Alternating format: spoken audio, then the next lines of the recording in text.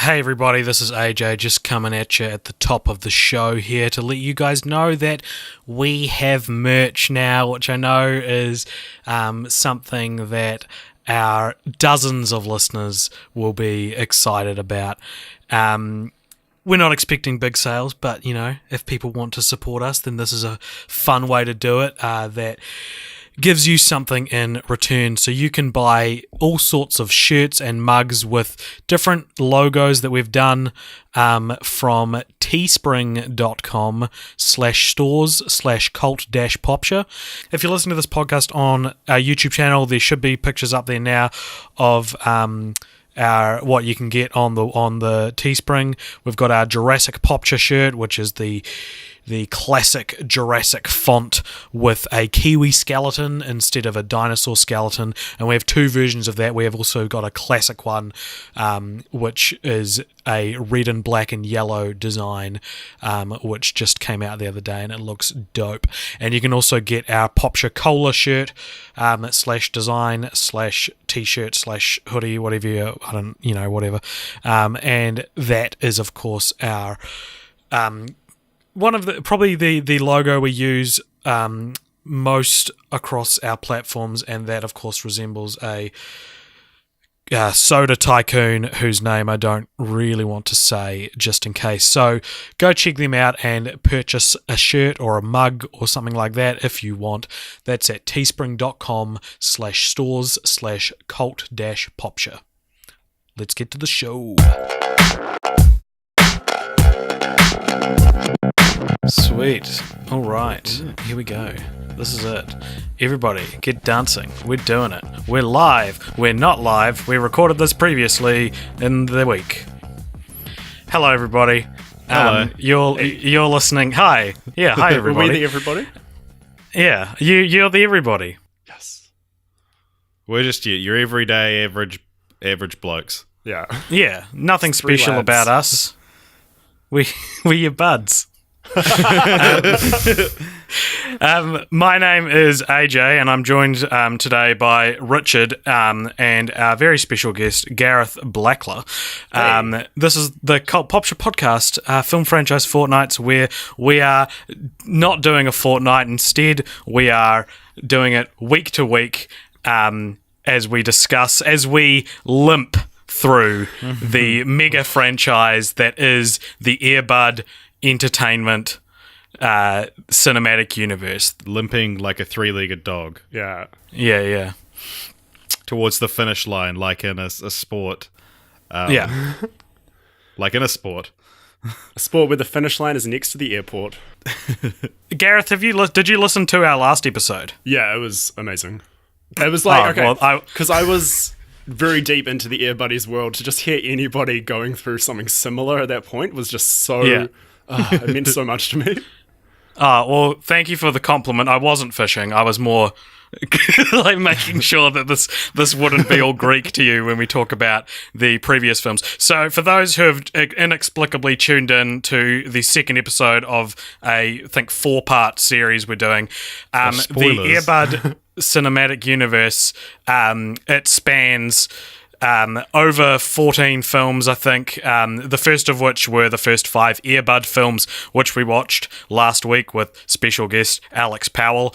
And this week we're talking about the spin-off series, the 7-movie Earbuddies series with our guest star Gareth Blackler, who's a comedian up in Auckland, where I am talking to you guys from Christchurch Because right we're now. recording this in 2 different cities. Yeah. That's important. 3 people, That'll come 2 back cities. later on. Yeah. So the Earbuddies spin-off series, it details the life and times of Buddy the Golden Retriever and Molly the Golden Retriever's puppies, each of who have their own specific skill or quirk, much in the way that only characters assembled by a committee of writers can. There's, of course, Butterball, spelled Budderball. Hilariously spelled, thusly. Yep. He loves to eat. There's Mudbud, who loves to get dirty. B-Dog, who is the hip hop gangster of the crew. Buddha, who is I want to say Butter, but it's not. It's Buddha. Not to be confused with Butterball. Yeah, exactly. He's the peaceful one who's like one with nature. I feel like they came up with the name for him first, and then we're Absolutely. like, yeah, how do we base a character around that? Because he's the most complex of all the buddies.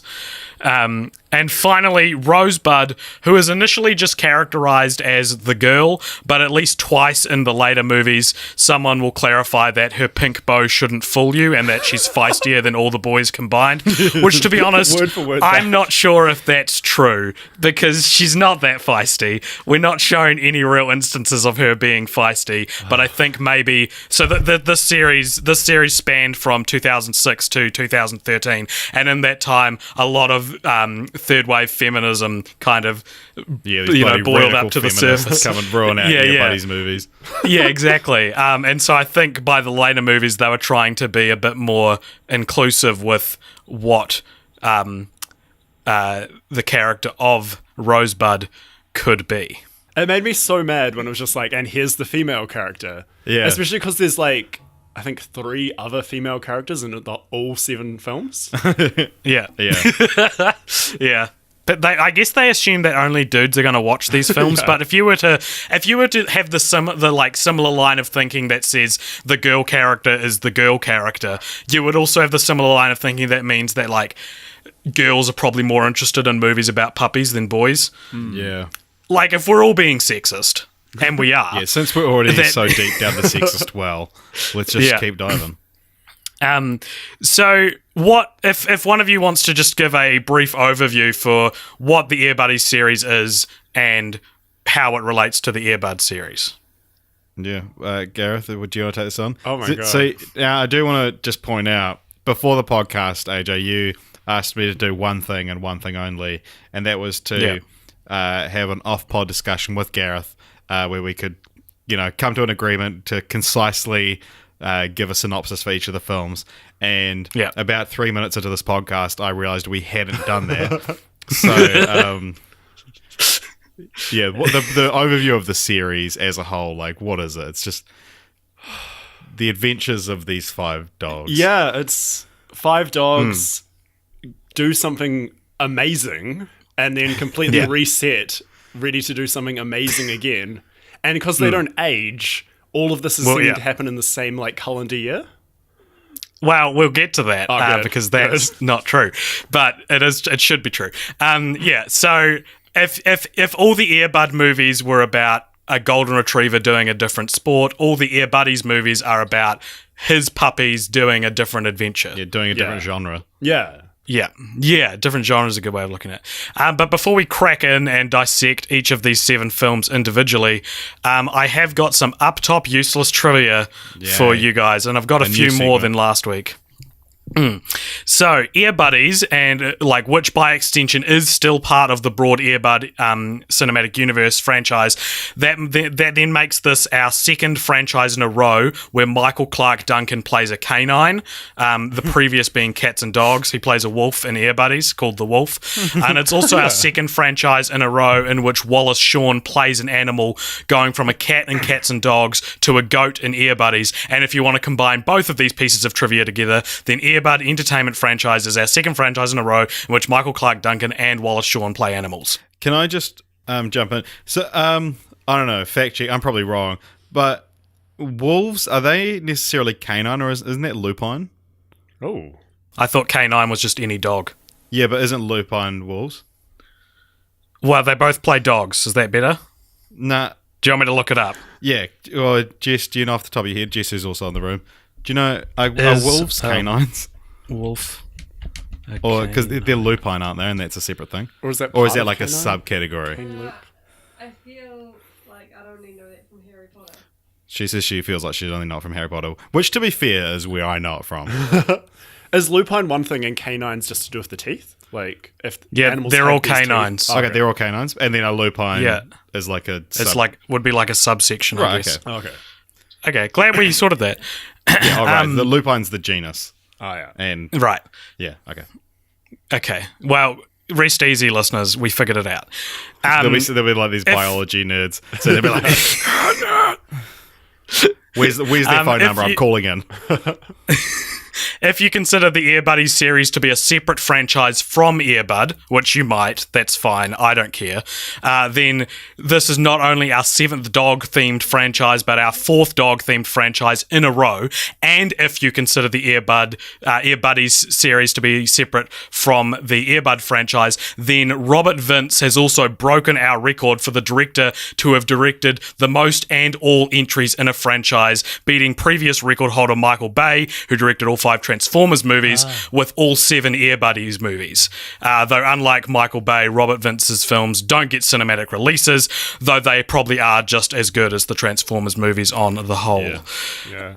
And last piece of trivia, useless trivia that doesn't matter outside of this podcast. This is also the longest franchise we've done in which we got a guest on to talk about with. Gareth, you've beat out Heavy Eyed, who joined us for the 6 Teenage Mutant Ninja Turtles movies. So you're doing God's work. Yeah, we do have a guests franchise list where if a guest is up to the being put on a random one, it's like maximum 5, I think. Oh, okay. Yeah. But I made the mistake of over a year ago locking myself in on the Ear Buddies. Well, we stick to our word, dude. Yeah. You're like, I want to do Ear Buddies. And we were like, yeah, man. There's 7 of them. And you're like, I know. I don't think I saw the magnitude of that until I was like halfway through and being like, oh, there's an entire normal franchise of these left. Yeah. Exactly. So the first film in the series was called Ear Buddies, and that came out in 2006, which is interesting because that's only 3 years after the last Ear Bud movie, but it felt like an entire lifetime between, for me anyway, growing up when Ear Bud stopped and Ear Buddies began. I don't think but it's only 3 years. Yeah. Were you aware when Ear Buddies came out at the time? I probably not in 2006, but I became aware of the Ear Buddies franchise and knowing they were related to Ear Bud at some point, not too long after that. Right. So as I said, that film was directed by Robert Vince. It doesn't have a critic score on Rotten Tomatoes, but it does have an audience score of 65%. Cool. So we can't say what the critics think, but we can say that the people who wanted to watch the film rated it 65%. So because you guys have both written down synopses that are concise and don't waste any time, can you please tell me what is Ear Buddies about? Yeah, all right. Should we do? We'll alternate. Do you want to take the first one or the? I'm just trying to work out which ones that it gives me. Oh yeah, I'll take the first one. Okay, what is Ear Buddies about? Okay, so, Bud and Molly's puppies, the Ear Buddies, live in the same house, but they're up to no good. They cause hijinks for the nanny while everyone goes off to the basketball game. And then because of that, they have to go find new homes, and they are not keen for these new homes. So they try to run away, and during that time, they lead dog nappers to Buddy and Molly, who then kidnap them. So then the Ear Buddies go on a adventure. They meet a lot of animals. They evade these dog nappers, trying to rescue their parents, who... Do we give spoilers? Yeah. Who just end up rescuing themselves anyway. Yeah. So... one thing we've learned on this podcast, Gareth, that you might not be aware of, is that bad movies are so convoluted. Oh, yeah. Okay. Yeah. So it's these movies especially. Not saying they're bad, but... Yeah, you would assume the opposite. You would assume that a complex and nuanced movie would be real good. No, good movies are good because you can follow them. Because that's essentially storytelling. Well, that's even like... That's why, Yeah, like you find like our favourite Ear Bud movie was Seventh Inning Fetch, which had a pretty straightforward like plot. And I think the Ear Buddies movies that I enjoyed the most were the ones that you can like... That's the sit down, turn your brain off. But when you actually have to be like actively following a plot, it's so hard to do. Yeah. Because there must have been like, what, 20 characters in this movie? And each of them are so big and broad that you were supposed to like, oh, of course, it's this guy. But like, it was impossible. Yeah. And like every movie they like keep recasting people, so you're like, Yeah. wait a minute, is this supposed to be that character? Yeah, they do. Is this the first franchise you guys would have done with the same director across the whole thing, but every other role is recast constantly? Yeah. Maybe. We'll have to dive deep into more. I'll get just a bit of a spoiler for later on. There are a few more statistics that made more sense to dip into other parts of the podcast. So there will be a few more things like that. Your little tease. The opening line of the Ear Buddies Wikipedia page reads, Ear Buddies is a 2006 straight-to-DVD comedy film. It is the 6th film in the Ear Bud series and the first in the direct-to-video spin-off series Ear Buddies, which follows the life of a lonely teenager and his dog who has the uncanny ability to play every sport. That feels very sarcastic. Like it's one of those not very well like guarded Wikipedia pages where someone wrote something that's kind of poorly worded and it just stays there for 10 years because no one visits the page. Speaking of poorly guarded Wikipedia pages, you wouldn't think this would be poorly guarded, but the Wikipedia, I sent screenshots to you earlier in the week, AJ. It's probably changed by now, but the Wikipedia page for It Chapter 2 for some reason had every reference to Bill Skarsgård was changed to Eli Roth. So like it was like, oh, Eli Roth reprises his role as Pennywise the Clown. And then it's like, cast. Do you know what would have happened? Eli Roth. There would have been an argument between two friends, similar to you and I, Richard, where one is arguing that it's Eli Roth and one's arguing that it's Bill Skarsgård. And then the one who's arguing that it's Eli Roth checks the Wikipedia page, sees that he's wrong, and quickly goes and changes it all to prove to his friend. That's what would have happened. I don't know if you, like, talking about the franchises that have had the same director throughout. Have you seen there's a Wikipedia page for a list of film franchises by director?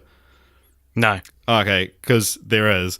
And so it's like, you know, it's just a list of directors and then the franchises, they only when they directed every film in it. Until earlier this week, it didn't have Robert Vince. Wow. But I added and it. you put it in there. Okay, because also beautiful. while watching these films, I was like trying to do as much research trying to understand them. I feel like there wasn't an Ear Bud wiki until halfway through this week when suddenly it showed up. So did you guys start that? Look, I would love to claim that, but no, the Ear Bud wiki was written before this podcast got onto Ear Bud and is written by people who have a lot of venom. They're very angry about certain things, and while they don't explicitly say it, it shows in certain things, and specifically one thing that you've already kind of mentioned that we'll talk about soon. So is this like earbud purists that are like... Yeah, there are, evidently there are earbud purists. Anyway, so the biggest difference other than the plot structure from the Earbud series is now the animals can talk. And with talking comes actors who need to voice them. And there are a couple of recognisable names both in voice and in live action in each film. I would say in the first Ear Buddies film, the most famous voice actors would be Don Knotts, who plays Sniffer the Bloodhound, and this was his last role before he died. Michael Clark Duncan, who plays the wolf, as I said. Wallace Shawn, as I said, plays Billy the goat. There's also Molly Shannon, who plays Molly, and Abigail Breslin, aka Little Miss Sunshine, who plays Rosebud. And while Breslin left the cast after the first film and Molly's character disappears after the second, we are treated to 3 films in the Ear Buddies series, where Butterball is voiced by one Josh Flitter, who hardcore fans of the podcast will remember played Ace Ventura Jr. in Ace Ventura Jr. Pet Detective, and whom our friend David Mickey Evans, who directed Ace Ventura Jr. and the two of the Beethoven movies, he told us personally that he considers Josh Flitter to be a true genius. So, it's evident in this film, maybe? Yeah, no, I mean, his geniosity shines through. One voice as well that you did mention, I believe his name's Spencer Fox, voices, I want to say B-Dog or Buddha, but that's Dash from The Incredibles. Oh. No way. Oh, cool. Yeah. Oh, that's awesome. Yeah. Yeah, one of them. I think it's B-Dog. It's only in the first film, but yeah, it's Dash. Yeah. It's around the same time as well. Okay. Yeah, it was. That's true. The elephant in the room that we're forced to acknowledge in this film is the absence of Buddy's original litter from Airbud World Pup, which if you've seen, you'll know that he has kids in that. He has 4 puppies in that film. And you could forgive this as being sort of a soft reboot in continuity, but Buddy's wife is still Molly, who she also was in World Pup. Buddy's wife, Buddy's mate. I don't think they got married. They don't live in the same house. She does. She does have a different owner. She does have a different owner in the Air Buddies movies, or at least the 2 that she's in. So maybe it is a different dog, golden retriever, also named Molly, that Buddy had puppies with. I don't know. Type. But we also know that for a fact that the Air Buddies movies aren't set between World Pup and Seventh Inning Fetch, because Noah Fram is older in this film, and it is also yeah, that's true. Well, he's better.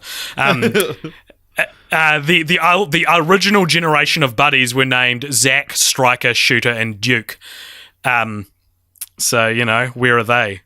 Tell the truth. Justice for Robert Vince. Justice for Zach, Striker, Shooter. We need and Duke, 3 billboards. Zach, Striker, Shooter, and Duke missing from the Air Buddies franchise. How come, Robert Vince? We need to get an interview with Robert Vince and ask him. We do. So many questions for him. I'm on it, dude. I don't know if anyone knows how to contact Robert Vince. Please let me know, because I'm trying to reach him. The omission of the original puppies in the new movies is certainly not a seldom discussed issue within the Air Buddy wiki community, where several trivia sections for either the buddies or the original puppies feature a very strongly written note that reads, Buddy and Molly already had a previous litter of puppies in Airbud World Pup, which were fully grown in Airbud Seventh Inning Fetch. These appearances have seemingly been ignored for a soft reboot, with puppies that don't age, including their owners. That doesn't make sense, but he's also saying the owners don't age. Which brings me to an issue that we've already talked about a little bit in the Buddies series. So the timeline of the series, due to the inclusion of 2 Christmases and one following Halloween after the second Christmas, means at the very least we are looking at 2 full years of continuity, and that's assuming the first film happens within weeks of the second film, which features the first Christmas, and also assuming that the final 2 films happen close in time to the Halloween shown in Spooky Buddies. So 2 to 3 years we're looking at, and typically golden retrievers, they reach their maximum size after 1 year. I looked that up. That's a fact. Wow. So what do you guys think's going on? What witchcraft is happening here? Well, I don't know. We did see some witchcraft in Spooky Buddies. And speaking of which, should we go over the rest of the films? Yes, we do. Yeah, the first one I couldn't remember anything about the actual plot, so it sort of became an overview. But the next films we're going to be talking about are. we haven't even listed the films yet. No, well, we're getting there. Don't you worry. Well, we're throwing out references to Christmases and Halloweens, and people aren't going to be able to keep up. People writing their notes at home are just throwing their papers in the air. Christmas, as you say? Well, let's talk about Snow Buddies in 2008, directed by Robert Vince, with an audience score of 64% on Rotten Tomatoes, 1% less than Air Buddies. What's this movie about? All right, so in this one, due to Butterball's hunger, his his big, his defining big character trait, fat ass,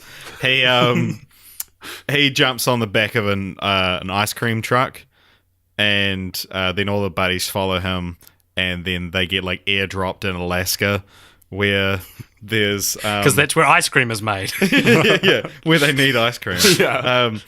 And there's a little kid there, and he wants to be the best at being a sleigh guy. One of the sleigh guys. But so he's got this slayer, one, I believe they're called, husky puppy who, and everyone knows you need 6 puppies to, be a sleigh guy, and a vampire slayer. To be Buffy. Which is being to rebooted. Be a Buffy. Fun with fact. 6 puppies? 6 puppies are going to be playing the role of Buffy. Air Buffy.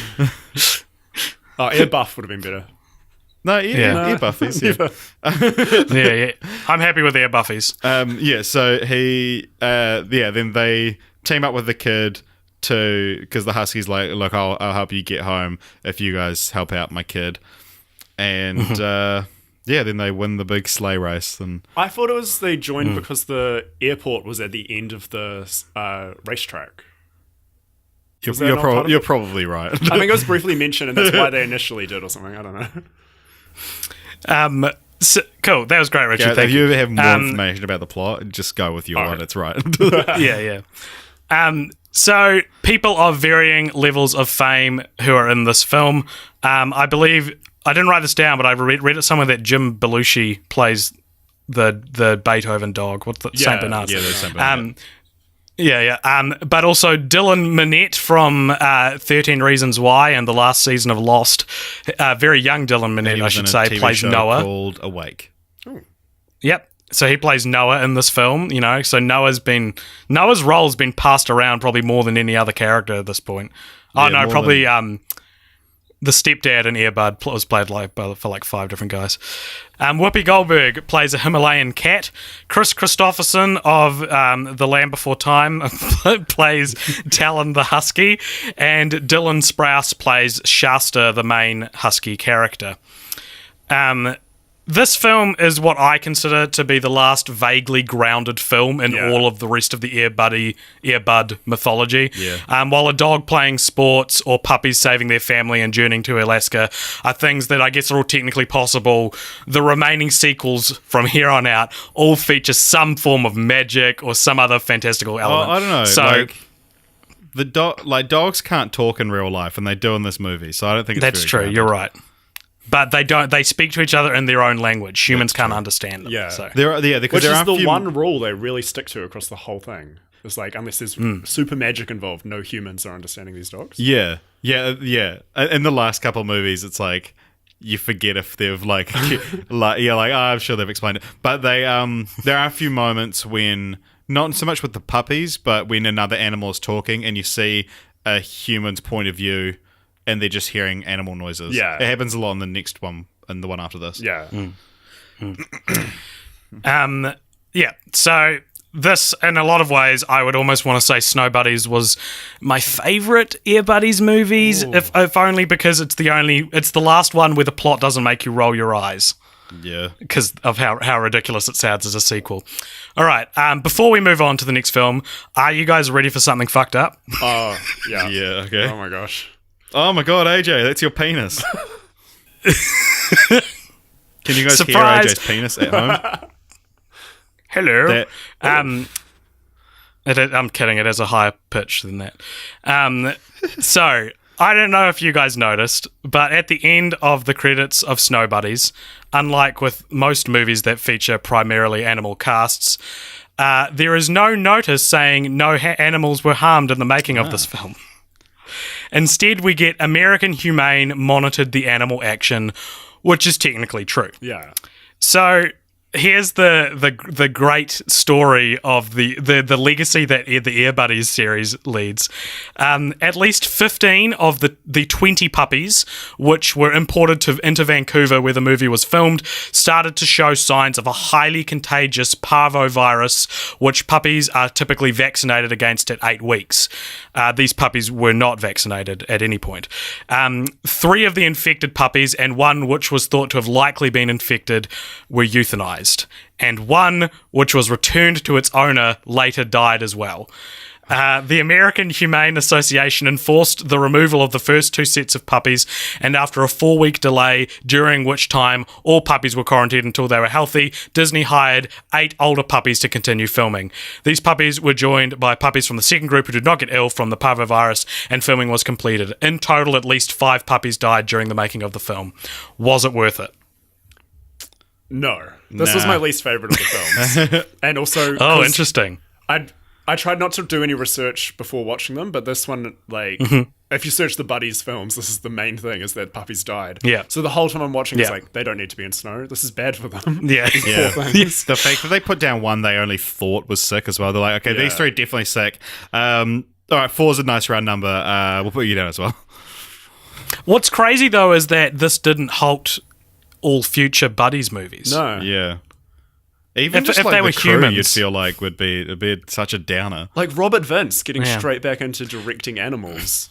Like, Yeah. ugh. Well, maybe Robert Vince is just a powerhouse who just powers through animals dying and stuff like that. Or maybe it was very sad and a hard thing. Yeah, but maybe it whatever, still weighs for on his whatever conscience. reason, This is why you need to get that interview with him. The hard yeah. Hopefully, he doesn't listen to this episode beforehand. Now, well, I think we've argued for both sides. Yeah. Yeah. For whatever reason, Robert Vince did in fact return for the next film. Surprise! The next film was called Space Buddies. Came out in 2009. Has an audience score of 51%. So down a bit from the last two. I don't know According to why. audiences. Yeah. What is this movie about? Okay. So this is the first one where they introduced that the buddies humans have like personalities and like wants. So Buddha's human wants to like really love space and wants to know about space. So his class are going Wants to love space. I want to love putting space. in the but I'm effort. just not ready to love again. Not after I fell. Not after time broke my heart. So the kids will go on a field trip. The buddy to a space station, a private one, I guess. The buddies stow away. They sneak into adorable spacesuits and then onto a shuttle that's heading to the moon. Yeah. But then it doesn't have enough heading fuel into space. because it's being sabotaged. So they have to stop on a space station. They meet a Russian dog and a Russian person. They blow up a space station. They walk on the moon. They avoid asteroids. They're guided back to Earth by a ferret by admission control.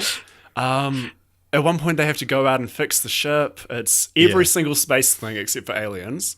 They land safely. They're in a parade. They win. I think they get the key to the city. And Buddha sneaks back a bit of the moon and returns it to his human. Yeah. To be fair, Yeah. what they did was incredible and they deserved that parade. Absolutely. It's wild that they're not celebrities from here on. Like, that they just go back to being normal puppies. I think I have a theory on that we might get to later. Because already the Earbud was a celebrity, you know. Yeah. He was in the newspapers whenever he played a new sport. Which is one thing I did want to mention as well, is that all the Earbuddies movies, the things the puppies do in these movies are all more impressive than a dog playing basketball. Yeah. But that's last week's conversation. Yeah, well, like, have we got like the Air Buddies plausibility scale?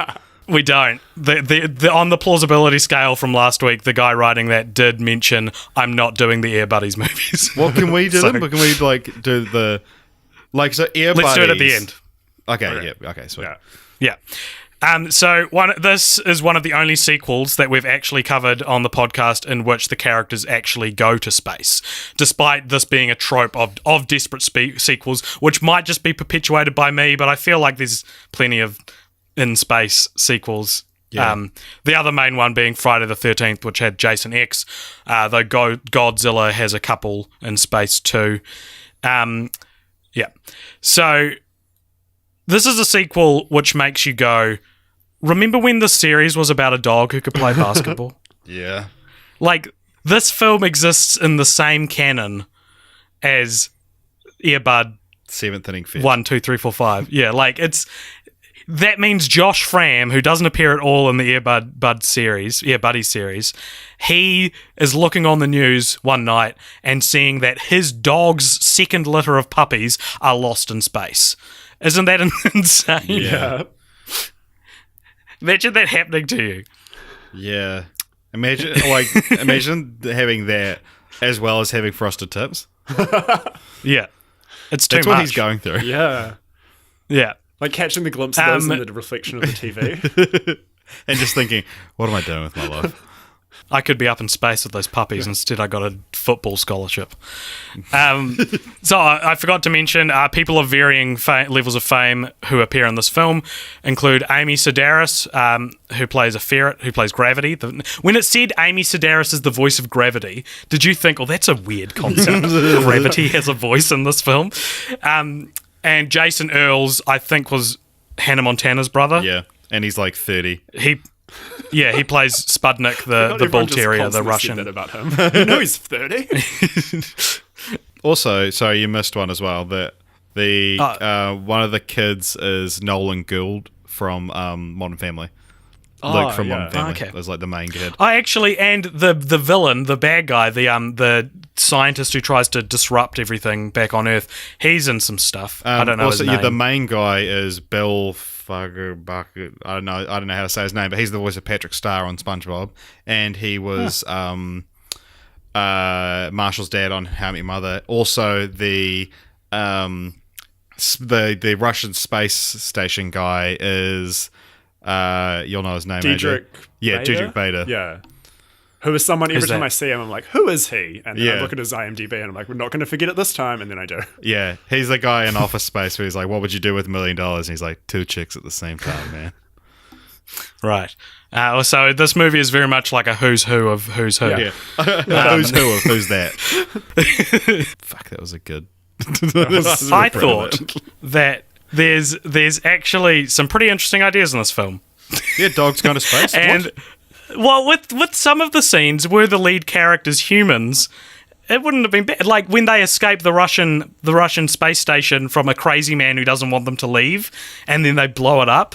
Like that was kind of entertaining. I was like, is the I whole love movie this going to be movie, this? man. Yeah, this was, up till this point, this was by far my favorite.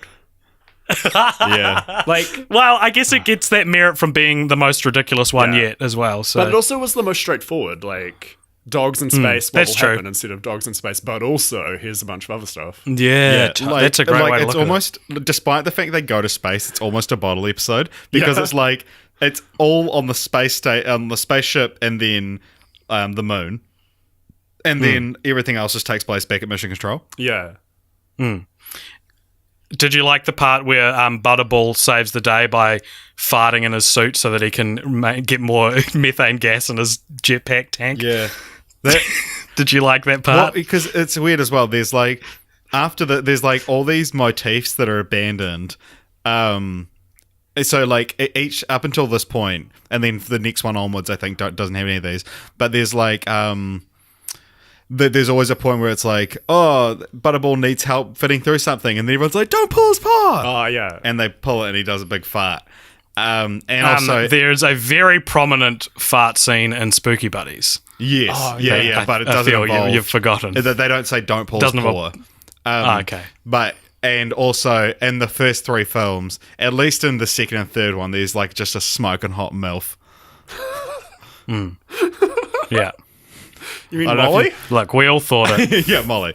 No, yeah, I don't know if you picked up on that, Gareth, but there The was. And I mum was from messaging. Full of the Future is the mum in Snow Buddies. That's her. Yeah, it Yeah. is. It totally is. But yeah, I messaged AJ and I was like, dude, MILF alert. Not that like we ever talk like that. And then I just sent her a You're bunch not melting, man. of just a bunch of sirens. Yeah, we just kept sending siren emojis back and forth whenever we were watching one. Yeah. Cool. Okay. Well, the next film in the series, the sadly MILFless next film in the series, actually came out in the same year as Space Buddies. That's wild. And that was called Santa Buddies. And it was directed by Robert Vince. And it has the distinction of being the only Buddies movie with a critic score on Rotten Tomatoes, which is 20%, with an audience score of 57%. And I think the reason it has a critic score is because Christopher Lloyd's in it, so maybe a bunch of critics were interested in watching it, but I don't know. Yeah. What is this movie about? I realized I've only just like, while you were doing the synopsis for Space Buddies, I realized I've got all the worst ones. Yeah.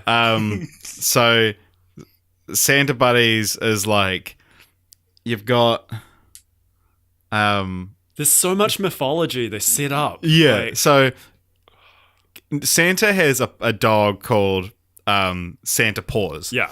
And that has a son called Puppy Paws. So and the main dog in the movie that we focus on is Puppy Paws, which is like the pun is twice removed from Yeah, it makes so no you got sense. Santa Claus, which is then Yeah. Santa Paws, and then Puppy Paws. So like Puppy Paws by itself doesn't evoke an image of Christmas. Yeah. So it's I had to explain some of it to my flatmate who came in to watch the end, and I was like, "That's puppy paws," and like, what does that mean? It's Legally Blonde all over again. yeah. Do you want to explain that, AJ? as in the title.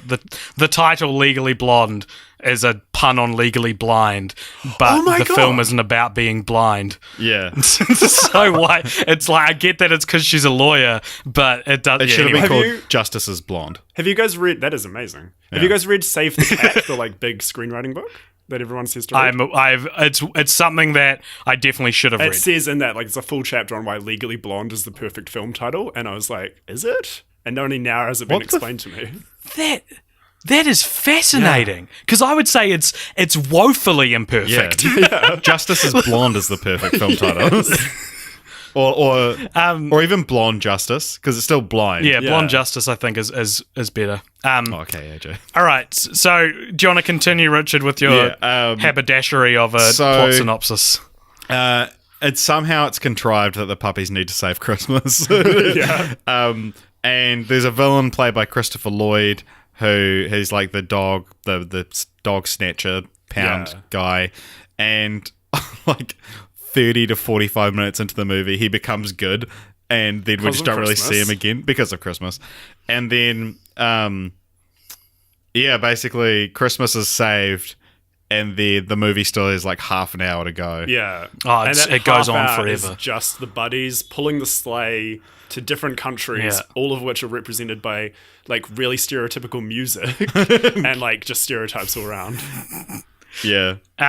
So the plot is basically like just a bunch of Christmas movie cliches thrown together. Like there's a lot of like, people aren't believing in Santa anymore, so the magic's drying up and stuff. But icicle is melting. Yeah.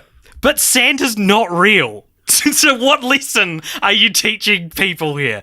Like to, like all the other, kids' movies usually have a message about like being kind to others. This one is you have to believe in Santa or Christmas will die. Well, no, but at the same time, like Santa is real in these movies. So that's true. So like it's not a case of believing in him. He's just real. Yeah. Like when you get older, you stop believing in Santa, but who's delivering all these presents? Yeah. I think that a lot about Christmas films is like he doesn't believe anymore, but you've established that that it's real. Like they need to. I've always thought of like I would love to write like the perfect Christmas film that like addresses this, but still like a real Christmas film. Yeah. Yeah. So people of varying levels of fame who are in this film. Christopher Lloyd, as you said, is the dog catcher, probably the most famous person to appear in any of the I don't know. 13 Reasons Why is pretty popular. I thought maybe the only one that kind of matched him would maybe be Whoopi Goldberg, but you don't even know it's her. So she must have just been like walking past a recording studio and they got whatever they got and just wrote a cat into it. Yeah, like voice. Someone like was kind of acquaintances with Whoopi Goldberg, so they like had lunch with her and just like contrived ways for her to say all these things, and it was in a one party recording state. What's the word? When you have like one party only has to give permission. Yeah. So like I think it's called like one party. I don't know. Anyway. I said that like that was I just went on too long and I started with like a funny bit. It's like the Santa Buddies. Yeah, it was like Santa Buddies. And now continuing to just talk about that. Yeah. So George Wendt plays Santa. George Wendt, of course, played Norm from Cheers. Yeah, he's not the only Cheers alum that appears in these movies. Yeah. Spoilers. Is there more? Yeah, and John Ratzenberg. And all right. Super. Yeah. Danny Woodburn plays Eli the elf, who I'm pretty sure has played an elf in something before. Richard Kind also voices a Jack Russell Terrier, which I thought was interesting because when I was going to tell everyone that Richard Cairn, who plays Al Borland, was in the Air Bud films, I initially thought his name was Richard Kind. So that's kind of funny that Richard Kind is also in the universe. And, of course, Tom Bosley plays Santa Paws, voices Santa Paws, I should say. He doesn't walk around in a dog costume. He voices Santa Paws. And this was his final role before he died, making him like the fourth actor to have their final role be an Air Bud film. You're forgetting all 5 Snow Buddies dogs. Yeah, well, so yeah, there's the 5 Snowbodies Dougs, if you want to include them as well. Then there's also, as we said before, Don Knotts, who voiced Bloodhound in the first Air Buddies film. Patrick Cranshaw, who played Sheriff Bob in a couple of the Air Bud films and in Air Buddies, the first Air Buddies.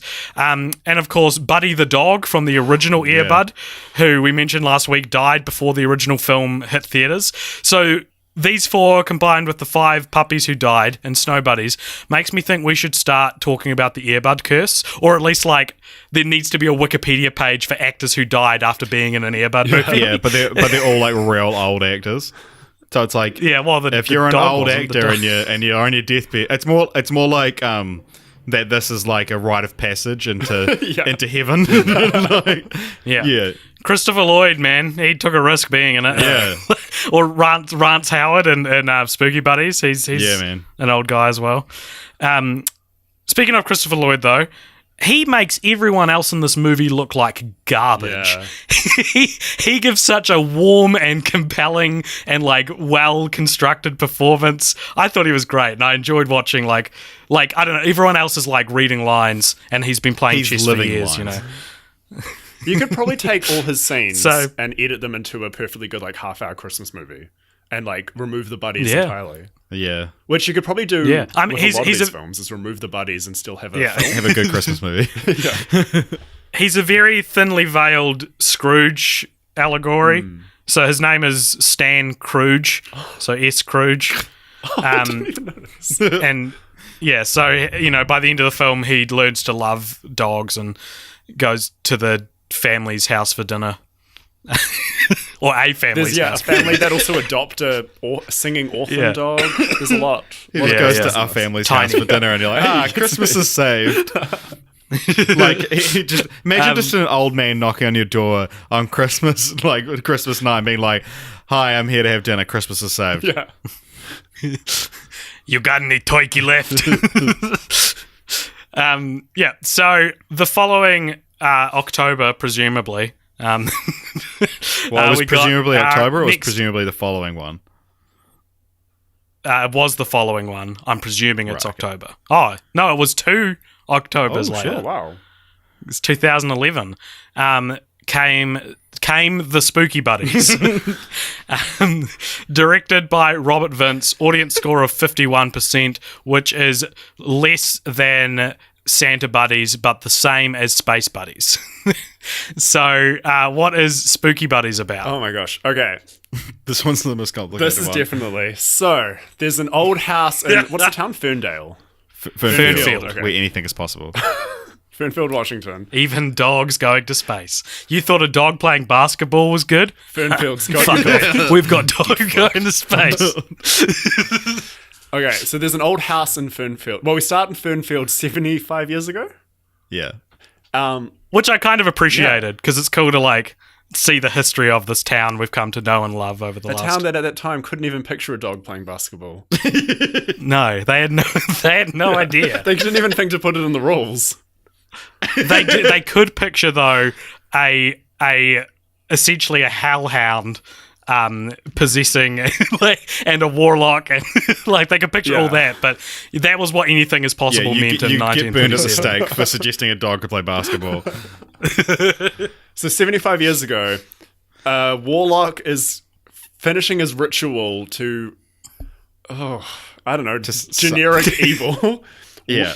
By sacrificing 5 puppies of the same blood. So he's turned 4 beagles into stone with help of the Halloween hound, who can breathe on things and turn them to stone.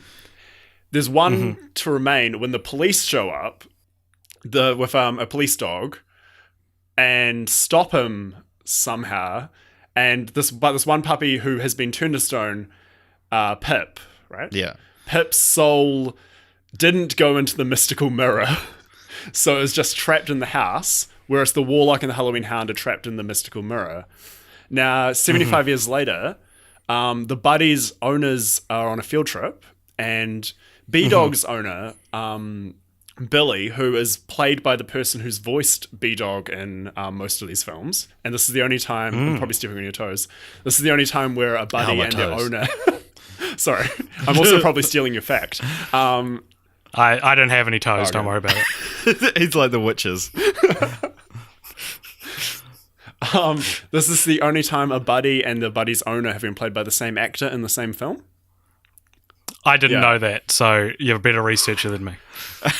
It's because I wanted to know initially, was B-Dog played by a white boy? And yeah, he was, which made me a lot sadder. They're like, okay, we'll have a puppy with a black attitude, but we're not diverse enough yet to... No. Yeah. It's called a blackitude, I believe, sorry. Richard. Sorry to anyone I offended. Continue. So then he's doing a school project on the Halloween Hound. So he gets the staff of the Halloween Hound from Deputy Dan. Sheriff Dan. Oh, sorry, yeah, Sheriff Dan, who is my favorite character in all of these movies. Then the buddies go into the haunted house and they say Halloween Hound 3 times in front of the mirror, releasing the Halloween Hound. Then the warlock gets out and he's looking for his staff. It's Halloween night. He thinks the world is just like this because he doesn't have the concept of Halloween. So Which is he's a pretty freaked out. good comedic setup. Oh, yeah. Oh, dude, it's amazing. hilarious. It's so good. He calls a little girl who's not in a costume a goblin at one point. It's so good. So then he's chasing the kids to get his staff. The Halloween Hound is chasing the buddies to get 5 dogs of the same breed.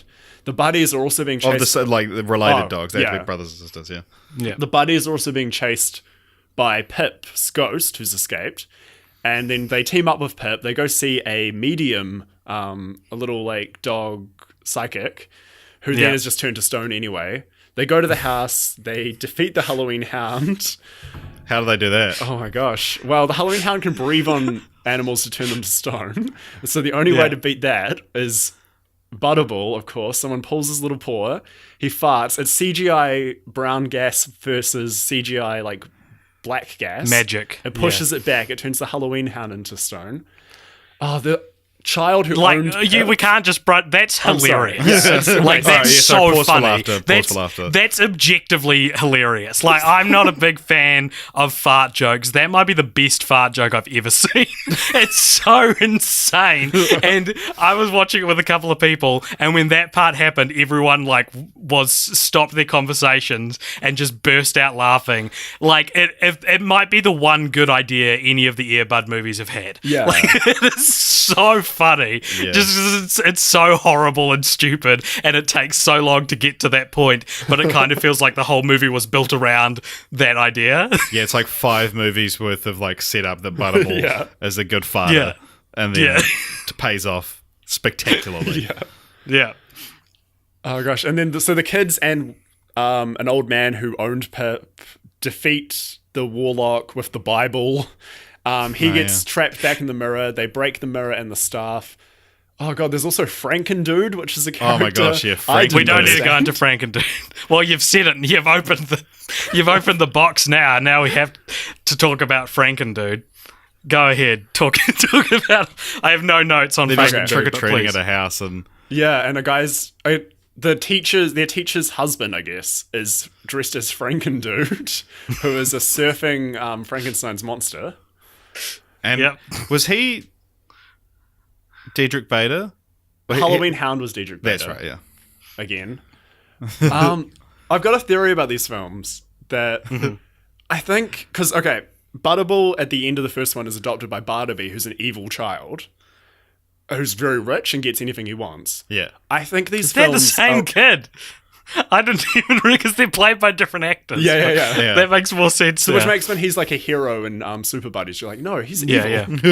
I think there's a real life Barnaby who's like a child of an oil tycoon or something, and Disney just needed to get money from this oil tycoon, so they made these films based on anything that child was interested in, and like his maybe his toys and his notebooks and stuff. Like, yeah, Frankendude's cool. And it's like, cool, we'll put Frankendude in a movie for you. Please give us more of your father's money.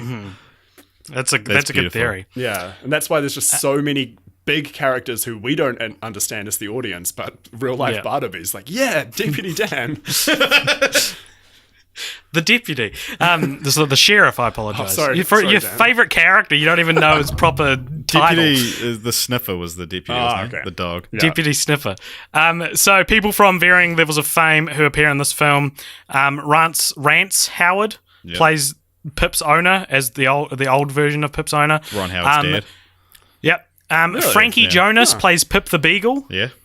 So technically, I guess this is our second Jonas Brothers Yeah, I was franchise. actually good. I was waiting It's for just that. not the same Jonas brother. Yeah, the bonus and Jonas. Ryan Stiles plays Hoot the Owl. Yeah. Yeah, which was a bit of a waste of him. Like, Well, I don't know. he comes back, so yeah. they wasted him twice. Wait, also, Harlan Williams is the Warlock. Yeah. Who, if you look at a photo of him, you'll recognize him. He's in Half Baked. Yeah. I'm gonna pull up Yeah, a photo I looked of at him. him. I looked at a photo of him and recognized him, and I was like, I don't know who that is. Like, I know I recognize it, but I don't know if it's worth mentioning, but there you go. So this movie was weird for me because it's a movie which, if I'd watched this as a kid, my parents would have made me turn it off. Because it's so dark and it's about seances and witchcraft and stuff like that, which as a kid I'm sure I would have really liked the Earbuds movies, so that would have been pretty like detrimental to not be able to see the latest installment in the Earbuds franchise. But then there's also a scene where the characters like find refuge in a church and the warlock can't get into the church, and then there's another scene where the warlock is thrown out of whack because his spell book is replaced with a Bible, and you know, it's like there's maybe there's maybe some apology in the saying, like, yeah, we know we're making this movie that Christian parents aren't going to want to show their kids, but you know, there's the power of the Bible in it. They should put I a also sticker wonder on the DVD that says, "Don't worry, the power of the Bible's in this." Yeah, exactly. I also wonder if the reason the next film we're going to talk about is the way it is because of a potential backlash from Spooky Buddies. Because the next film in the series is called Treasure Buddies. Oh, damn it. I do just want to say the other thing I knew Harlan Williams from is he's in that movie Rocket Man, Disney's Rocket Man. The guy that like they went to Mars and he did a fart in his spacesuit. And and the first words on Mars are "I didn't do it." Yeah, because he like falls down. And, but yeah, he there's a monkey, so they like go into the hypersleep for like 18 months or something like that, and the monkey steals his sleep pod, and so he just has to like chill out for 18 months. It's great. Isn't movie. he in Dumb and Dumber? I think he might be. Yeah. There you go. The connections all around. Second Harlan Williams franchise. Yeah. So Treasure Buddies, 2012, also directed by Robert Vince. Audience score of 55%. Who gives a shit what its audience score is? What is this movie about? Well, like, I don't know, AJ, we've been hogging all the synopses. You've literally got your hands again. behind your back, like you're behind your head, so excited when you don't have to describe these films. Yes. I'm going to give you Treasure Buddies, man. Okay, Treasure Buddies is about years and years ago, a archaeologist found one half of like a disc in an ancient Egyptian temple, and him and his dog escaped the temple, and now back in modern day, a evil rich man turns up and he's like, hey, I've got the other half of the disc, and he gives it to the old guy, who's the archaeologist who's now old, and him and his grandson go to Egypt with the buddies. For some reason they somehow get involved, and they have to stop an evil cat from stealing the disc and getting the power, because there was a cat in ancient Egypt called Cleopatra, who was Cleopatra's cat. The reason that dogs are now man's best friend is because Cleopatra betrayed Cleopatra, and so this cat wants to like control the world by utilizing the other artifact that's in the movie. That's like a necklace that's got a cat's eye on it. Are you happy with that? Yeah. It's basically their turn at doing Indiana Jones, kind of thing. And also, it's the first sequel to Air Buddies that doesn't start with S. First and only. Oh, whoa. Yeah. But it does start with the next letter of the alphabet, which is T. Yeah, so they just went through like cool words and it was the next one on the list. Yeah. And then they're like, oh, fuck, we forgot super. Cool words or the dictionary. Webster's cool words defines. People of varying fame who are in this film. I've never said this name out loud and didn't know this was his name, but Richard Reel plays Grandpa Thomas Howard, so the archaeologist. He's in loads of things. I'm gonna. He looks like he should be related. Riehle, Richard Riehl. He played Thomas Howard, the old dude, the good one, the good old dude. Anyway, I thought there was I thought it was Brian Doyle Murray. Yeah, he looks like Brian Doyle Murray. Oh yeah. He's in Home Improvement. Yeah, probably. So second much Home like Al Improvement, Borland. yeah. I mean, Richard Kahn. Edward Herrmann from Gilmore Girls plays the villain Philip Wellington in his third to last film before he died. Ooh. You guys. Did you go through and check every actor? Like, Richard Riehl was in Beethoven's Fifth. There you go. Ryan Stiles also appears again as a cobra named Sliver, which incidentally is also the name of a film directed by James Gunn. Oh, I actually, just before when I said apologies to anyone I've offended, someone else started talking, but I was about to be like, please don't kick me off Guardians 3. Very nice. Because I did promise AJ that I would bring up organically. Retribution. Do you know what we're talking about, Gareth? I don't. I only know about the Buddies films. You've been. Yeah, you've Buddies missed has out, been my mate. life for the last. This will be old news last when this week. is released in 2 days. But just earlier today, to give people insight into. Anyway, James Gunn, writer director of he wrote the second one, but director of Guardians of the Galaxy 1 and 2, got fired from Disney today because he made a bunch of offensive tweets in the late 2000s, early 2010s. Whoa. When I say offensive, I mean like pretty offensive. Oh, okay. The We don't need to say them the on shock the podcast, humor but- of that Like, era yeah. of like Gareth, joking. do you remember that like pedophilia and that rape. one? Yeah, that one dude in your friend group in like year 12 who would always joke about really gross things, and it was kind of funny at the time, but now they're 25 and still doing these jokes. Yeah. Yeah, so Like, he it's was like 42 when he was making these jokes. How old is he now? 50, I guess. Oh, I thought he was a lot younger. He looks younger. He's a good looking man. Anyway. So, Treasure Buddies. This is the worst one. Oh my god, yeah. Halfway through watching it, I messaged AJ, I was like, petition to remove Treasure Buddies from canon. So the green screen in this film, when they go to Egypt, it's like, so if you don't know how a green screen works, basically you're in post production you remove an entire color from a palette, right? Green. So usually it's green because green doesn't show up a lot in in human tones, so they use it for that. But there's another function in post-production called change to color, where you change a color to another color, and it looks like they just built a set that made it look like Egypt and then had a green screen and then just changed it to blue. They didn't key in a sky, they just changed it to blue. It looks like garbage. This is the first film since Land Before Time, Invasion of the Tiny Sauruses, that I had to pause because I was falling asleep and finish watching in the morning. Yeah. So it's got that's precedent, man. Yeah, this is, and we watched some shit. The Tiny Sauruses was a particularly bad one though, and I do remember one of the Land Before Times I fell asleep during, and then woke up. And the same thing happened with Twilight. Like you and I were watching it, and then I was lying on the couch, and then I just like woke up to like AJ hitting my feet and was like, "You fell asleep." I was like, "Fuck!" Now I have to go back and watch the last 20 minutes of Eclipse again. Exactly. Like when you don't even realize Happens. you're sleeping. And then I was Yeah. like, "Damn it."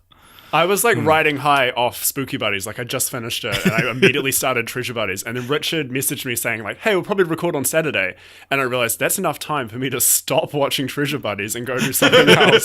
So I did, and then I like fell so behind because I did not want to dive back into it. Yeah. Wow. This is 100% the worst one. Yeah, Like I can't but even it has the articulate. best scene at the very end when B-Dog puts on the like mystic necklace because he needs his bling, and turns into half cat, half dog.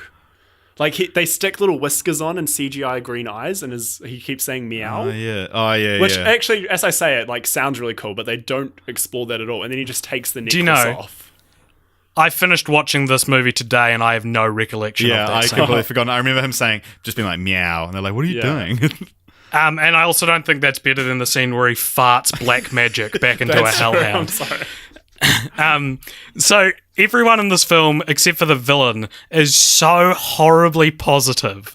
They're so upbeat and optimistic. The grandfather-grandson relationship is so like sickeningly supportive. You know, like, Grandpa, look, I did this. And he's like, wow, that's great. The last time I saw my grandfather, he told me that I'd got fat. Like, show me that. Show me the real relationship. And it's so horrible because the kid meets like a pretty girl in the market in Egypt, and he's talking to her and he's like, my name's Pete. What's your name? And just everything about it is just like, Jeff. I wish. It's basically like every line that kid delivers, it's like the directing was like, just real happy. Just do your best. Yeah. Just do your best. And it's this is what I'm saying. I actually think that Spooky Buddies had such a controversial fallout because of it being so, quote, demonic, quote unquote. I just quoted no one, but still. You're not even quoting yourself from earlier. That's the first time you've called it that. Yeah. This film kind of like whiplashes back the other way and is just so family friendly and happy. And it's just, it's so beautiful. This is something you endure, this movie. Yeah, no, this was... We also haven't mentioned it's all narrated by Barbie, the talking monkey. So, I'm glad you brought that up. So, this movie is framed by Bobby, the talking monkey, telling another monkey called Babby, I think, about everything that happens, which is the only film in the entire series so far that has done that, which is kind of weird. The Ear Buddies is kind of narrated, isn't it? Because it's like, is it? Well, I'm the sheriff of this town, and blah, blah, blah, blah, blah. Okay. And then it pans to the sheriff, and then it's like, no, me, yep, I'm talking. Okay, fair enough. But this, I think, leans into your idea, Richard, of striking treasure buddies from the Ear Buddies continuity, because we know the monkey lies. We know he's a liar. He's like this sneaky little guy who lies. And at one point, at the start of the movie, kind of the tenuous connection to the buddies is that apparently the dog that used to belong to the grandpa when he was a young archaeologist is the grandfather of the buddies. First of all, there'd be a couple more generations between them. But that means that he's Buddy's father. But they also say that they moved to Fernfield. Yeah. But they wouldn't have. So there's a canonical error here that makes me want to think it's just Babby the monkey, Bobby, whatever his name is, just screwing up. And I'm happy to vote this one isn't canon. Can we please start up a Twitter and like a, not Patreon, but like Kickstarter or whatever, of remake Treasure Buddies? Yeah. And we'll post all these little sassy comments about how Treasure Buddies doesn't fit into the canon, and like it could be like the Star Wars books. It's Barbie's books are the like non-canonical Buddies films that we could make like many of them for the Barbie fans. Yeah. Ear Bubbies. Do you reckon fans exist of this film? I guess actually it doesn't have an Earbud wiki, doesn't have any pages for the last 5 films in the Earbud series. Getting real snarky. So, they are not happy. There's out there, just think about this, like moment of silence. Out there are some parents who have sat through this film like a dozen times. Yeah. There'd be kids as well who have never seen like an Indiana Jones, and this is their only adventure film they've seen. So they'll go and they'll watch Indiana Jones and be like, oh, that's a bit derivative. Where are the talking dogs? Yeah. I expected talking dogs in every movie I saw. All right. So the next film in the series, last one, is called Super Buddies. It came out in 2013. It's directed by Robert Vince and has an audience score of 44%, which is the lowest of any of the Ear Buddies movies. Wow. It's the best one. It's not the best one.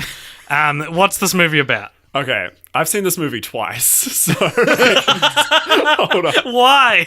I didn't realize until I was watching it. I saw it like 5 years ago when it came out. You went to the cinema and you were like, put this DVD on. One for Super Buddies. Like, it's not a cinema. Like, I've got. Okay, so this is hard because there's like 2 intros to it. But in Buddy's Universe A, there's an alien who is traveling with 5 rings, and another alien is chasing him. And so he launches 2 torpedoes, one with the rings on them and one that's just a normal torpedo, into space, and then crashes his ship and escapes himself and lands on Earth. Cut to Air Buddy's Universe 2, when Barnaby is staying with his grandfather and real excited about his birthday and comic books and superheroes, and he gets the last fake magic ring and talks about how excited he is. The other From a bag buddies- of Purina puppy chow, Yeah. available at all good dog food stores. So then the other buddies and their owners show up, all dressed as superheroes. They go That's and talk to a adorable. bunch of animals who are all voiced by people, like the most famous people in the films. Then they find magic rings. They get superpowers. Each one gets their own individual superpower. They go and start saving the day. They decide they have to wear costumes, even though if 5 puppies are doing anything magic at this point, you're like, I know who those puppies are. Then the alien, oh my god, the alien had Hey guys, I'm landed- just going to let my cat out, but don't stop talking. I need to hear. I'll be back in a second. Yeah, keep going. The alien had landed like years ago, turned himself into a dog, got adopted by a child who, I guess, a replacement for the kid's father. They grew up to I'm back, by write the way. comic books and about their adventures because the dog still had powers, I think, but it was mainly an alien. When the news starts talking about the like buddies and their powers, they get like a notification. So they go to Ferndale. Finfield. Field. It should be Dale. Deputy Dan. The buddies are fighting crime. The other alien lands. He possesses a pig. Then he possesses Sheriff Dan. They all come together on the farm. There's an asteroid coming to Earth. There's an electrical storm. The buddies defeat the alien, and then the bad alien, the good alien dies. The buddies use their magic rings to heal the good alien. He returns to his home planet. I think that's everything. And the bad alien died on the way back to us. And it ends with a like full cast shot of all the super buddies standing on top of a building, and everyone watching it got chills. Yeah, also because this was a year after the Avengers as well. Eh? Yeah. So Yeah, that yeah, like exactly. the gratuitous shot of all of them is like fully based off that. Yeah. Okay, our very last people of varying fame levels of fame who appeared in this film. John Ratzenberger plays Grandpa Marvin. Who you recognise James, he's the one that's in every Pixar film. yeah. Yeah. James Earls appears in person this Jason. time as Jack Schaefer. Jason? Yeah. Oh, what did I say? You said James. James. I was thinking James Earl Jones. He's not in this film. And he's playing a 30-something-year-old Yeah, for the finally. first time in his life. He plays Jack Schaefer / Kid Courageous. Colin Hanks plays Megasis / Captain K9, so he's the voice of that character. Amy Sedaris is back again as the voice of Betty the chicken. And Alison Stoner and Zendaya voice 2 horses named Strawberry and Lollipop, respectively. And Who also- must have had the same lunch as like Whoopi Goldberg because they have 2 lines. And Yeah. are gone. Yeah, they were like those because they were both in like Disney Channel shows at the time. So they were like you're contractually obligated to do this. Yeah. Also, John Michael Higgins voices the bad alien, Yeah. and he's Wayne Jarvis from Arrested Development, and plus he's in like he's in heaps of Yeah, shit. he's real good. So I thought this film was really bad. I like this one. I thought I'm it was- such a sucker for superheroes, as like we've established on the thing. So I was like, a part of me, like, I guess if you like Indiana Jones, you probably get more out of Treasure Buddies than I did. I was just like, Treasure Buddies was just a bad movie. But for me, I'm like, I can appreciate the like tugging of like superhero tropes and stuff like that. Oh yeah. I liked all the powers they got. I Yeah, feel like yeah, they we were should go over interesting that. Options. So like Okay, Butterball, who, if you remember, is the fat one, he gets super strength. Rosebud, who's the girl, gets super speed. B-Dog, who's the gangster, gets like Mr. Fantastic Yeah, he can elasticity stretch. powers. Buddha can move stuff with his mind. and Mudbud can turn invisible. Yeah. Yeah. So The fact that I remember all of those is a testament to how good this movie is. Yeah. you know that stereotype about how old people don't know how kids talk? Yeah. You know, like, hey, I'm hip with the kids, that kind of Yeah. thing. This film is the ultimate example of that. Like, so all of the Air Buddies films are pretty bad with this. Like, they insist on calling other people dog, Yeah. D-A-W-G. Dudes and dudettes. Yeah. Yeah, like no one has unironically called someone else dog since the American Idol golden years of like 2002, 2003, right? Super Buddies doubles down on this with its like no way dudes, and it's That's too much, man. yeah. The worst one was when one of the human kids says, "Whoa, that is mega sweet," which he's saying in response to John Ratzenberger ziplining into a bale of hay while dressed in a shitty superhero costume, which, to be fair, is mega sweet. But Yeah, I don't see what your problem is, AJ. That's the only Like, way to describe that situation. That's like, why didn't the kids say something to the director? I guess you wouldn't. I guess you'd. Well, maybe that's just be how they happy to talk. be They're there. like, But like Robert it's Vince is not like, how all right, anyone in this scene, talks. just do your best. Yeah. And then the kid's like, that's mega sweet. And he's like, hey, if that's how you would say that, you did a beautiful job. We'll ask him when we land that interview with him. So this film is also probably the biggest exposition dump I think I've ever seen in the, well, at least in the Air Buddies series. So Jason Earle's character, Jack Schaefer, he mentions his dad dies about 6 times. In one scene, he says it like twice in the same sentence. Where he's like, if Dad was still here, and because I remember I actually picked up on that because it's like about getting a dog. And it's like, and he's like, "Oh, Dad would want us to have it." And then, Yeah, imagine you're a widow, right? Your husband's just died. Your kid turns up with a dog, and the first thing he says is, "Dad would have wanted me to keep him." but then, and I was like, "Oh, that's an interesting way to do that exposition." And then immediately, like, he says it again because there's like, there's some video essayist talked about the dead parents test of like so many films try to. Like Dead Parents, such a cliche, but like how film chooses to portray that. And Big Hero 6 is objectively the worst one when it's like, what would Mom and Dad think? Or like, what if they were still here? And he goes, well, they're not here because they died in a car crash when I was 6, remember? It's the remember that gets me. Yeah. Like saying, Remember? what would Mom and Dad think? And like, that's fine. Like, you're still, that's enough. That's like, well, they're not here. Okay, cool. Yeah, putting it down our throats. They died in a car crash. Okay, that's fine. When I was 6. Remember? So at the end of the film, after they bring Megasis back to life and he's returning to space to marry the princess, Jack Schaefer, I rewatched this part of the film, which was really hard to find a stream for, by the way. This is a direct quote. So Megasis is returning to space, and Jack Schaefer says to him, "You were like the father to me that I lost." What the hell kind of line is that? You don't that I lost. You don't need to say that. You were like the father to me that I never had. Would have been like a little bit better, or like you were just you were like a father to me. Would have like, it's like just in case you didn't understand that Jack's parents are dead, you were like the father to me that I lost. And he says it, there's no commas. He says it in one breath. Yeah. But also, and like, 30.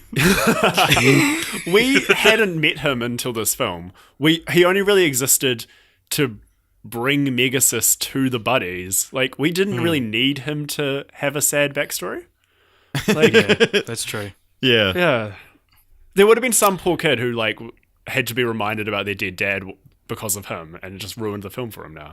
Well, I think that's the idea, though. Like, Just if you to look remind at, all these kids of their dead fathers. If you look at slightly more successful things, like Mrs. Doubtfire is like a real good film about divorce and like how to manage when your mum got a new boyfriend Because they don't get back stepdad's together still at in the your end as life. well. Yeah. And that kind of thing. So I imagine the reason that a lot of the Air Bud movies are actually like deal with dead parents. Like, if I can think of, if you count the first 5 Air Bud films as one example of it, the Shasta's dad in Snow Buddies is dead. and then Jack Schaefer's dad is dead as well. I think it's in there for those kids who's, have lost a parent so that they have something to feel solace in, maybe. Okay. So the real-life Barnaby who's financing these films, maybe his dad's not doing so well. Yeah, and that's maybe. what they're trying to really get at. Yeah. And, financing these films isn't going to bring back your oil tycoon father that you inherited all the money from. I'm really worried we didn't talk about my theory and that I've just thought about it and that was just the weirdest thing to drop into this. And then AJ's like, how did you know about the oil cartoon? I was going to get to that. I said cartoon. I hope no one ats me for that. Kytoon. Yeah. Everyone's going to be... comment below how you would spell kytoon.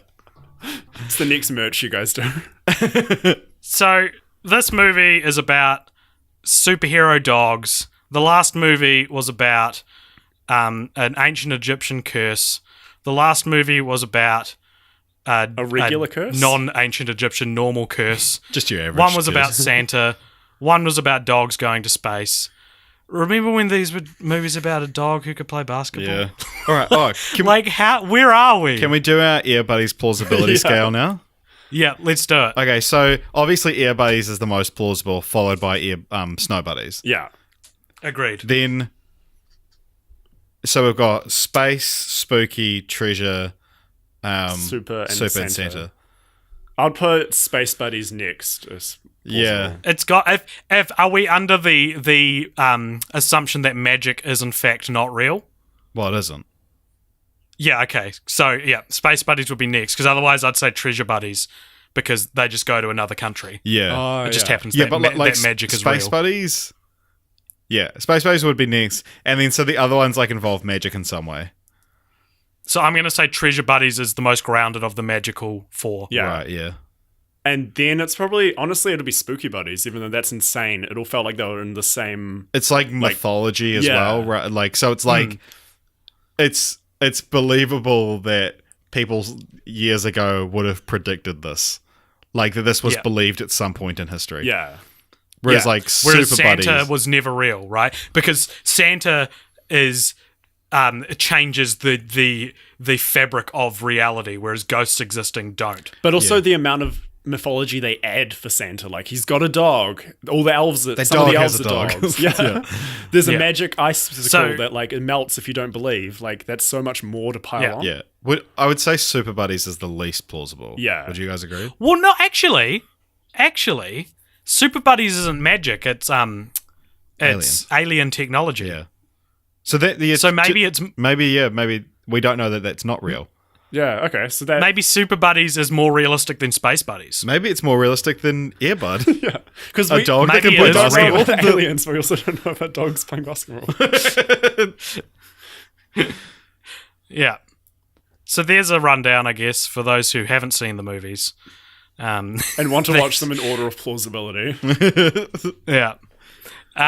So the next thing we've got to talk about is a little segment I like to call "We Talk About Taglines Now." So we talked about taglines in the last films, in the last Ear Bud movies, and the ones for the Ear Buddies movies actually kind of pay homage to a lot of the taglines from the Ear Bud films, or they don't. And it's just a coincidence.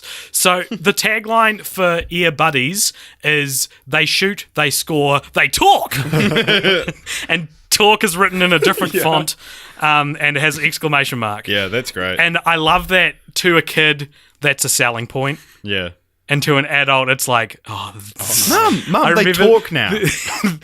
I remember finding a DVD for the Marley and Me prequel called Puppy Years. Marley's Puppy Days, and on the front cover of it says, "And this time Marley talks," and it's like, that's not a good thing. Fuck, is it? I didn't know that he talked in the prequel. Yeah, and that film doesn't even have a Wikipedia page, What? but I found the DVD of it. Wow. Oh, yeah, Well, it that's didn't one when that I only know last exists from a DVD. Yeah. Like, we've talked about this before, that Bad Moms 2 is the kind of movie made for people that only find out they're making a Bad Moms 2 because they saw it on the back of a bus.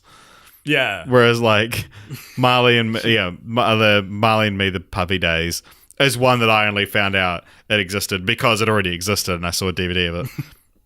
Yeah. So, of course, the they shoot, they score, they talk is also a vague kind of callback to Earbud, which the tagline was, he sits, he stays, he shoots, he scores. Which is great.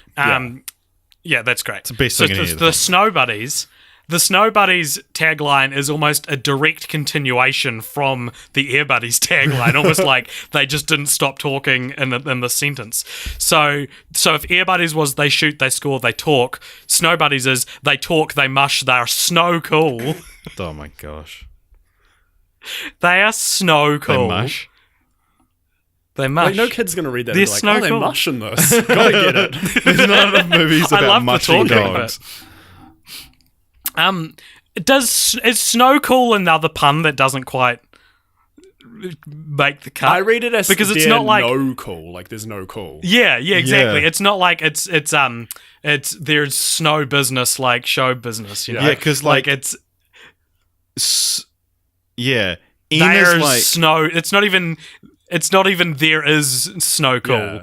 So it doesn't. The last word doesn't end with an S. So it's just they're substituting the word so with snow. yeah. Whereas like in isn't a passive letter in Yeah. snow. Yeah. It's like you can't acknowledge. Whereas like the S is kind of a passive letter, so we can be like snow business, like show business or whatever. The S you can kind of leave. You can kind of drop off, but the N is really pronounced. Or are we looking at this wrong? Is it saying in the same way you'd say that's sky blue? They're saying that's snow cool, like that's as cool as snow. Ah. All right. Yeah, They are nah. snow Oh, cool. what font was snow written in? That's going to be the decider. It's the same large. It's the same as cool, Okay. but different from there. Okay. I think Like you're right. like ice The- cold. Yeah. Like ice cold. They're ice cold. They're stone cold The killers. tagline. The tagline for Space Buddies was one small step for dog, one giant leap for dog kind, which is a line of dialogue in the film, and that's fine. That's cool. Yeah. That's what you It's would kind of lazy. call It should be I guess. one small step for a dog. So Santa Buddies doesn't exactly have a tagline. It has what looks like a subtitle, which is The Legend of Santa Paws, but nowhere in any official marketing is the film called Santa Buddies: The Legend of Santa Paws. Yeah. But on the DVD it says it. Spooky Buddies and Treasure Buddies don't have a Oh my tagline. gosh. Um, Remove them from canon. Yeah. Super Buddies has two to make up for the thank last God. two not having any. One of them is a new breed of superhero, which could be seen as an homage to a new breed of soccer dad Oh yeah. from World Pup, but I think it's actually they didn't know and it's just lazy. They were like a new breed of superhero. Or another line of dialogue that actually appears in the film is you don't need superpowers to be a superhero, which is a nice thing to say, but the dogs do have superpowers Yeah. in the film. Yeah, like I'm not gonna pick up a box set or like a DVD that says you don't need superpowers. I'm like, oh, okay, so it's just about dogs that don't have superpowers. I can just go to Animates and see that. Yeah. Cool. All right, so we talk about titles a lot on this podcast. We should call and this I didn't segment. have too Remember how much we to used to say. talk about titles? Remember how we used to talk about titles? So I didn't actually have much of a problem with the titles. If you've set up the rule and you've stuck to it, that it's something buddies. And Richard, you messaged me earlier in the week, and you've mentioned it before, that treasure doesn't start with an S. Now, normally that would bother me, except for Ear Buddies starts with an A, so it's fine. But- I'm fine with Yeah, it. so they establish a The pattern rule that all is the they sequels can start with whatever letter. start with- It just happens to be that. Yeah, well, all the one. sequels start with S, and then it goes to T, but then it goes back to S. Yeah, I can see how that could be annoying, but I'm So if fine it was with called like I Ultra did Buddies, write then down the here. alphabet keep going. Yeah. Yeah. But yeah, no, I just think it's Yeah, interesting. Like, and I know how much of a stickler you are for titles. So I thought, but then at the same time, it's not that big a deal because it's not. They're not all S buddies, but just all the sequels are S for sequel, you know. Yeah, And then it's right. not even like T for trilogy because it's like the sixth one. Yeah, that's true. I did write treasure should maybe be sand. Yeah, Sand Sand buddies? yeah, Oh yeah, Sandy buddies. or like Sahara buddies. that's cool. They don't go to the Sahara. Yeah, do they don't. Yeah. But no kid's Shh, gonna don't notice. tell them. Yeah, they're like, oh, off to Thirsty Sahara. buddies. Wow, look at the Great Pyramid of Giza. Sweetie buddies. Huh? There you go. Sweaty buddies. Sweaty buddies, yeah. There we go. Dogs don't sweat though, do they? That's why they pant, yeah. Yeah. That's right. Saliva buddies. Shit. there Shit you go. buddies. Saliva Spit buddies. buddies. Hey, do you guys want to be saliva buddies? All right, so moving on to our final segment of the show, after what I'm staggered to see is nearly an hour and a half worth of recording. This is longer than any of the movies. Yeah. Continue the franchise. Yeah. So this is a segment where each of us is going to pitch the next Ear Buddies movie. Well, I couldn't find any news about or like speculation about possible sequels, unlike we could with Earbud. This might be because the franchise was already continued with a second spin-off series called The Santa Paws Films, which we'll be covering next week. And this, I think, is another down low, useless statistic piece of trivia. Is it statistic or trivia that we call it? Up top use of statistics, I think. But I've been saying nah, trivia. either way, it's like it's fine. Yeah. So they don't matter. No one cares. Yeah, exactly. This will be the first time that we have watched a spin-off series that has had a second spin-off series. Oh, wow. And this just doesn't usually happen anyway Yeah. in film. Is there any you usually examples? get one spin-off. Is there Sorry? an example of this happening otherwise? Like, what is spin-off? Oh. Spin-off again? Cool. X-Men has kind of done it, Oh, or yeah. is in the process of doing it. How so? Well, so you had like the main X-Men films, and then they spun off to X-Men Origins Wolverine, and then that kind of went to Deadpool. Right. Yeah. Yeah, okay, yeah. Okay. Kind of. Yeah, it's kind of- it's- as everything with X-Men, it's very tenuous. Well, and also, there's X-Men which spun off to Deadpool as well. If you're like not counting that middle step, which is then spinning off to X-Force. True. Sweet. So there you go. X-Men is just like that. And probably, I would say it's probably happened in television more than movies, but spin-offs in general happen more in television than movies. Yeah, anyway. like NCIS was a spin-off of JAG, and then that had NCIS Los Angeles. Oh, yeah. Yeah, there you go. So, who wants to go first? What are your guys continue the franchise pitches? Well, I don't know, how much effort have you put in, Gareth? Because mine's real dumb in like one sentence. I want to hear that. Okay, so I want to, because I want to take this franchise back to its roots. So you've got Ear Buddies, and then by the end of it, by Super Buddies, it's just ridiculous. So I want to go back. I want to have the checklist of like things for me that you have to include in an Ear Buddies film. So it's called MILF Buddies, and basically there's just at some point in the film there's a MILF, and also at some point in the film they say Gareth, laugh out loud or it's no. Oh, sorry. I was leaning so far. He's trying to keep his laughter, and I'm like, no, I want people to. Otherwise, it just sounds like because neither of you are reacting. I'm like, how dare you? I'm smiling. And also You at can some hear my point, smile. Butterball would get stuck somewhere, and someone would. They'd be like, help me out. And they'd be like, don't pull his paw. Because it's like they established these things as patterns, especially the don't pull his paw thing. And I was like, oh, this is going to be in every film. And after the third one, I was looking forward to seeing it in the future films. But then it just wasn't in any more of them. Yeah. And they pull his paw and he has a prolapse. Farts so hard he farts his whole insides out. That'd be good. That's what I want to see happen to a puppy. Is that your continue the franchise? No. Instead in Spooky Buddies, it's just entrails instead of the CGI brown smoke. All right. Gareth, what's your continue the franchise, bro? Okay. Dude, dog. Oh, all right. Hey, dog. Dude. What's your continue the franchise, dude? All right, buddy. Is it going to be mega sweet? That was mega. Okay. So the buddies are like this tight-knit group, right? Mine's similar to getting back to the root of the franchise. We've got this tight-knit group of dogs that they're not very inclusive. Like, they have honorary dogs that join them, but they hate cats. They, don't talk to humans. What I want to see is these buddies form a team to play a sport, and then there's nothing in the rule book that says a human can't play sport with the buddies. That's great. So Have it's you got the a title? opposite. I don't have a title. Human Maybe buddies. just buddies, backwards.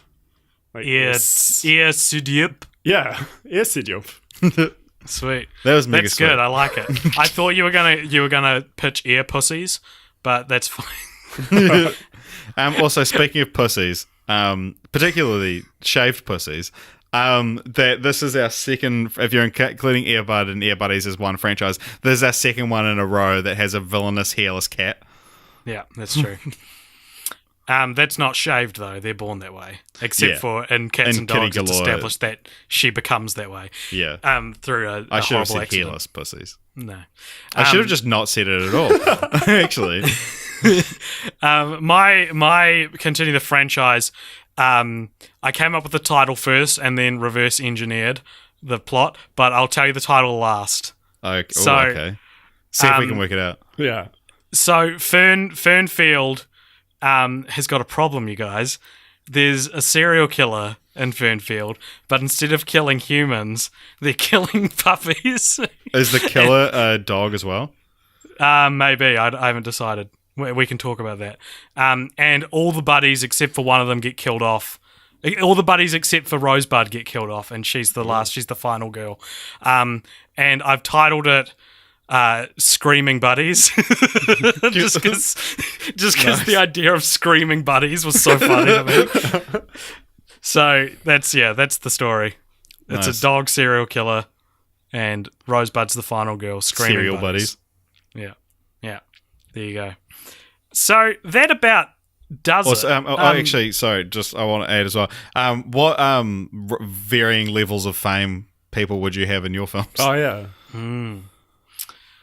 Rhys Darby. Oh, yeah? Yep. He was in Jumanji. The guy who played Booger in Revenge of the Nerds. Oh, of course. I'm surprised he hasn't shown up in this franchise. And that we don't know his name, even though he's been in three franchises. I never want to learn it. I know we follow him on Twitter, but I never want to learn his name. I don't know. Yeah, what do you guys I can't think? decide who would be cast as the MILF. That's a whole different podcast. Yeah, MILF cast. After Dark. So, all right. So, usually right now we'd roll a number, and whatever number that was. No, we actually would get a guest to say it because that's what we do. We have guests. That's true. Would correspond to the next franchise we're doing. However, sorry, Gareth, you missed out. Boy, we're doing. That's mega not sweet. We're doing the two Santa buddies next week. So that includes the Search for Santa Paws. Sorry, the two Santa Paws movies, not Santa buddies. So they're the Search for Santa Paws and Santa Paws 2, the Santa Pups. Look, we'll talk about those titles next week. Yeah, so these are prequels to Santa buddies. Yes, and they do not feature the buddies. Yeah, but they do feature some of the voice actors, I believe. Yeah. Josh Flitter is in it. Yeah, our man, the genius Josh Flitter, who I'm also determined to get an interview with. Oh, yeah. I want to know if Robert Vince found him as a genius and you're getting an interview with him. I wonder if Josh Flitter himself thinks that he's a genius. Gareth, if people, thank you for coming on the show. If people want to hear you do comedy, are you still doing that? Where can they find you doing that? Oh my gosh, you can come to my improv show with Sad Sentence. If you're in Auckland on the 8th of August at the Lopdale Theatre in Titirangi. Nice. Or, I don't know, if you want to look at one drawing of Kendrick Lamar, you can follow me on Instagram at Gareth Blackler. Nice. I noticed you're wearing a damn shirt. Did you go the comedic content? Nice. I didn't realize the shirt says "Nobody pray for me," which is not what a message I want to give strangers. No. Yeah. But the nobody is very small, so it just looks like it says pray for you, which is the message you want to give out. I think if you're out there, please just pray for me. And I like how please come to my improv show is about the same level as please listen to my podcast. Yeah. It's I'm a white male. I have artistic interests. Yeah. Yeah, that's true. Sound like I was going to do a third thing, but I couldn't think of one. What's the improv show called? It's called Casual First Date, and we managed to get all of the social media handles with that. So if you just search Casual First Date on something, nice, you find us. Cool. We'll leave a link to that in the show notes. Oh, holy cow! Scrippy. Yeah. So thank you very much for coming on the show, and thank you very much for listening. I hope you've enjoyed us talking for longer than any of the Earbuds movies about the Earbuddies movies, and tune in next week for our third leg of the race. The race to beat no one except our own self-esteem. It's the Santa Paws. Beating our self-esteem. That's a weird sentence. Shut up, man. You said Kaitoon. Oh, God damn it. All right, goodbye, everybody. Bye.